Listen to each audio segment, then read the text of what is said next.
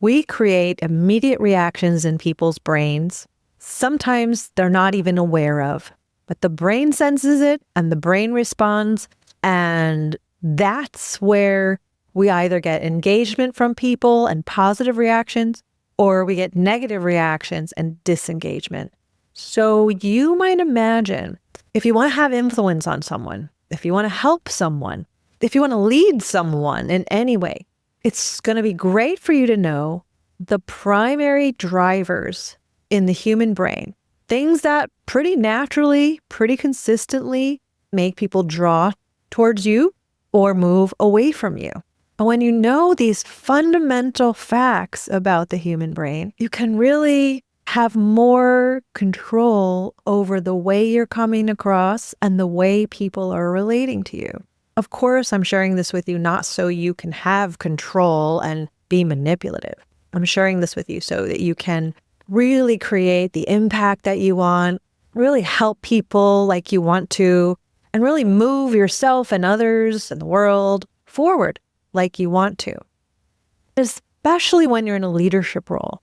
When we know how human brains work, it allows us to communicate in a way that's more clear, that gets our point across the way we want it to come across, that helps people to understand us and our motivations better, and also supports them and helps them to be more motivated. If you're in a leadership role, this makes your leadership role easier because you can switch people's motivational drivers on purpose instead of off accidentally. And you can create an environment where people work harder and love to work and love what they're doing and love to work with you. And of course, in any kind of relationship, we want people to love to work with us, right? To love to do things with us and to feel comfortable with us.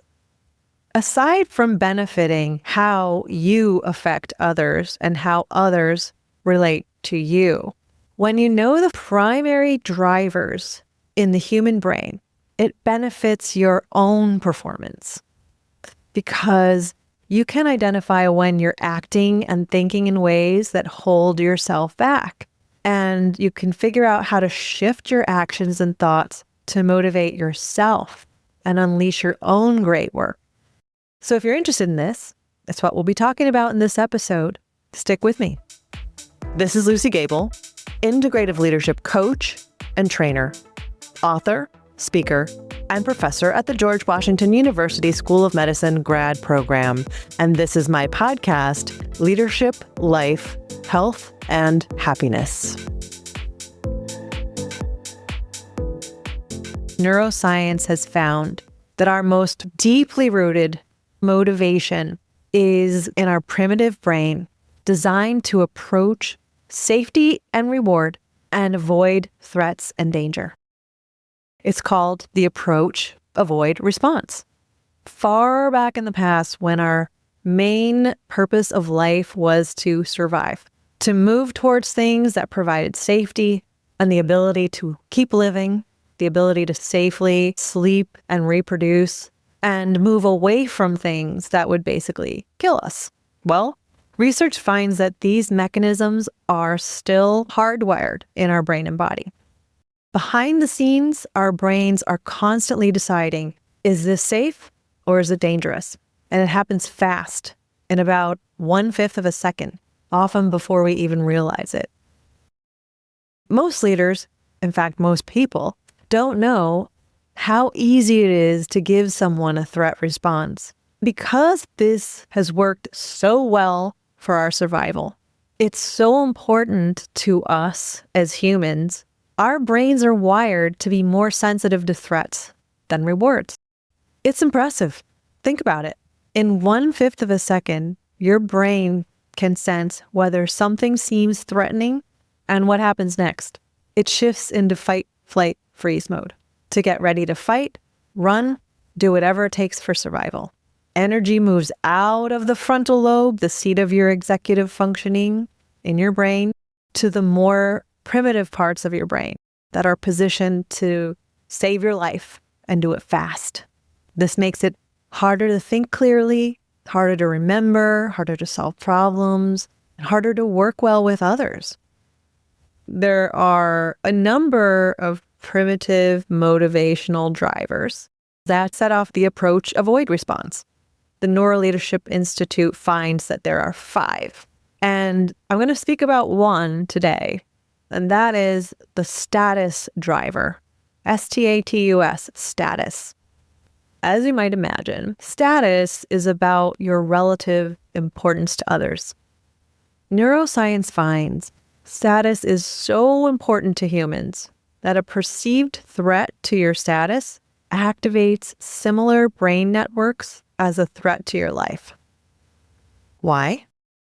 Well, you can imagine when we existed in tribes, our place in that community was extremely important.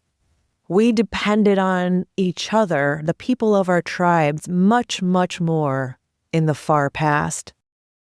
And if our status was changed, let's say, and we no longer had a position in our tribe, even worse, if we got kicked out of our tribe, we would be at risk for losing our lives. We couldn't survive on our own in the distant past.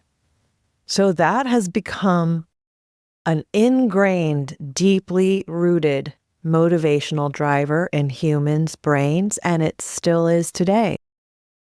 When someone is experiencing a threat to their status, socially or emotionally, the same areas of the brain light up as physical pain. The natural reaction here is to avoid that pain, to move away from that situation. When we're giving someone the sense that we're threatening their status, this is not something that they are necessarily thinking that you're doing. It's registering in a very primal area of their brain. It makes them less likely to hear what you're saying, less likely to be cooperative, and less likely to like you at that given point in time. Because what you're doing is making them uncomfortable, even if it's subconscious. And because it moves energy in the brain away from higher level thinking into survival mode, if you're in a work situation especially, it'll cause them to do substantially less good work.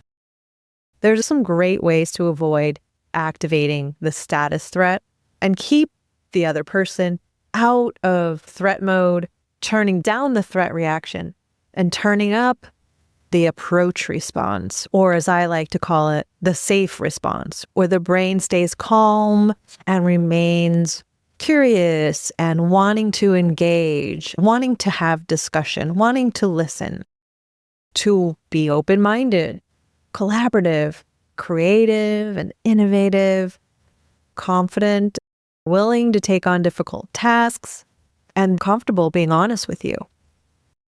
When you know how to increase the status motivational drivers, you'll find that there are so many other ways to keep people happy besides just pay increases or promotions. There's a study that showed when the primary reward system is activated with an increase of status, it's the same as a financial windfall in the brain. Let's get into it. Have you ever seen someone argue for something that's so small and not even worth arguing about? Or they keep arguing when they're obviously losing the battle.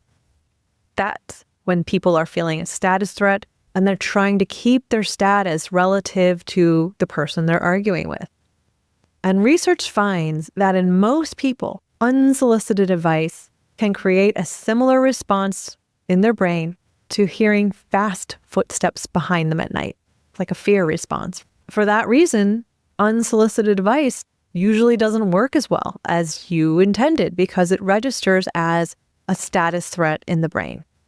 Performance reviews frequently set off the status threat in the brain, and people don't often learn as much during a performance review conversation as they should, and it often sends them home feeling extremely stressed. And that stress will carry over into future days and weeks of their performance, turning down the creativity, the innovation, the ability to take action, and making them a lot less productive, and successful at work. Some other things that we do that actually light the primal status threat reaction are not including someone in meetings or events, or paying people differently for the same job, not paying people what they feel is fair. And when you're at work, if you're activating someone's status threat response, most of the time people don't say anything, but you can wear away at their relationship to you, and you can reduce their ability to do their best work. If you're in a social situation, or if it's your family member, if you give someone the feeling of a status threat, you're more likely to get a reaction. Sometimes it doesn't make sense to you. It could be an eye roll, an aggravated response, or an argument. There are some great ways to avoid activating the status threat and keep the other person out of the threat mode at work and at home, so things go easily for both you and them. And on top of that, you can unleash your people's best work and help them to do more and be all they can be.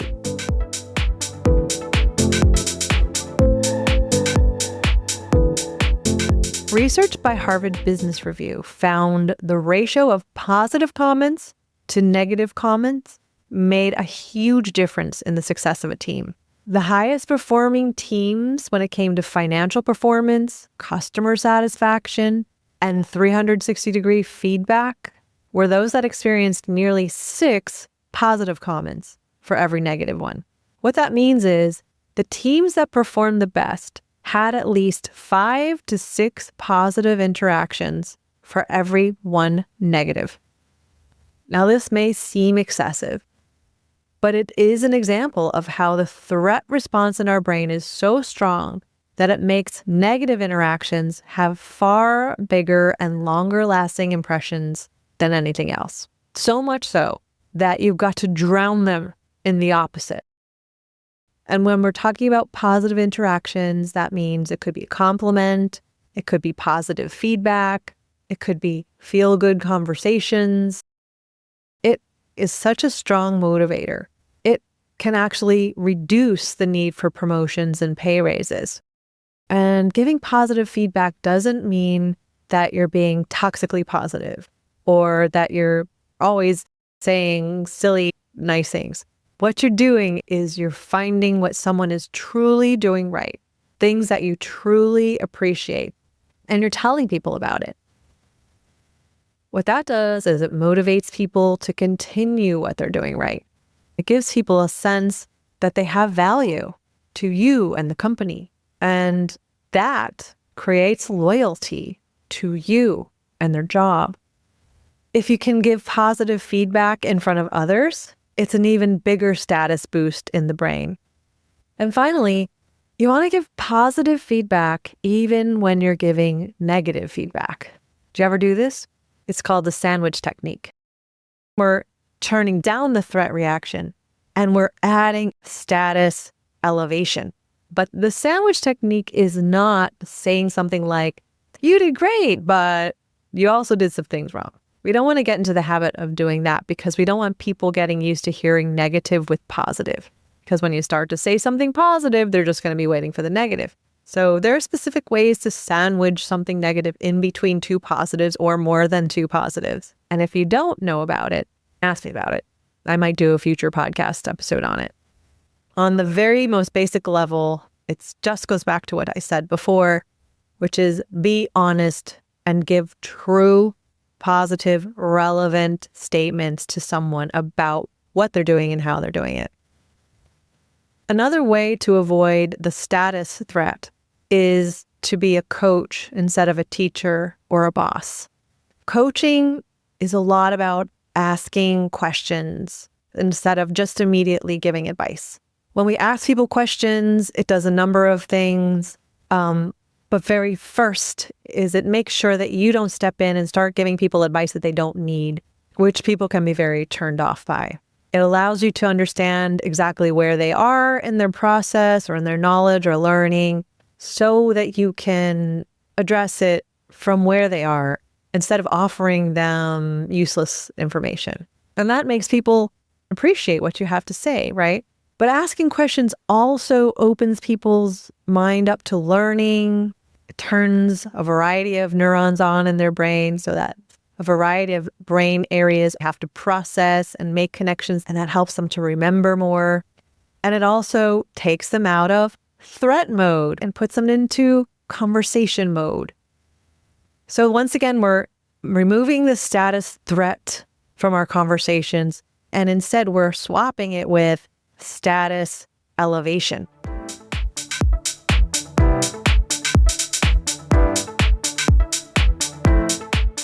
I just gave some examples on how to avoid creating a status threat with other people. But you also want to avoid doing it to yourself, so you can be in a position to do your best work and be your best self. So, how are you talking to yourself? Are you telling yourself you're not good enough, causing your own brain to be on fight, flight, freeze more often and shutting down some of the good work that your brain can do? Are you comparing yourself to others? Are you telling yourself you should be further ahead or better like someone else? When we compete with others, we're turning on a status threat. You can turn down that status threat by competing with yourself, just competing with your own best. And if you're telling yourself that you should be better or further ahead like someone else, remind yourself of how far you have come. Remind yourself of what you've done well. One way that people try to get rid of this status threat mode in their brain is to put others down or judge others, see them as less than them. This is obviously not a healthy way to keep ourselves confident. But if you find yourself doing that, you don't have to punish yourself for doing it, but you can address those thoughts by reminding yourself of the things that you do have and the good qualities that you do possess, both inside and out. And you can remind yourself that you don't need to compete with others because you have your own unique combination of awesome qualities that make you special. If I asked you right now, could you list a few of those qualities? If you can't, I suggest you start to make that list and look at it often so you can remember it more readily. Also, applaud yourself when you've had an accomplishment. It doesn't matter if no one else sees it. You know you did it. And when you sit with knowing that you accomplished something, when you hit a personal best, you're producing that reward safety response that reduces your fight, flight, freeze and improves your ability to do more great work. It also increases your ability to be a better friend, a better team member, or family member. If you want to hear about the other deep-rooted motivational drivers, let me know. I'm a leadership coach with experience in leadership, and I come from health science and STEM, which gives me a different kind of take on leadership than most. This is one thing people enjoy in my presentations and workshops and in my coaching. If you'd like to hear more from me, sign up at lucygable.com/leadership, or subscribe to this podcast, or subscribe to this channel. I'll talk to you next time.